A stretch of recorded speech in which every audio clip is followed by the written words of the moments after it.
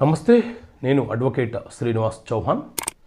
రెండవ భార్య పిల్లలకు తండ్రి ఆస్తిలో వాటా కోరే హక్కు ఉంటుందా? హిందూ వారసత్వపు చట్టం 1955 ప్రకారంగా ఒక వ్యక్తి 2 వివాహాలు చేసుకుంటే మొదటి భార్య పిల్లలకు తండ్రి ఆస్తిలో వాటా కోరే హక్కు ఎంత ఉంటుందో అదేవిధంగా రెండో భార్య పిల్లలకు కూడా అంతే వాటా కోరే హక్కు ఆ పిల్లలకు కూడా ఉంటుందని ఈ వారసత్వపు చట్టం చెబుతుంది. కానీ రెండో భార్యకు మాత్రము ఆస్తిలో వాటా కోరే హక్కు ఉండదు.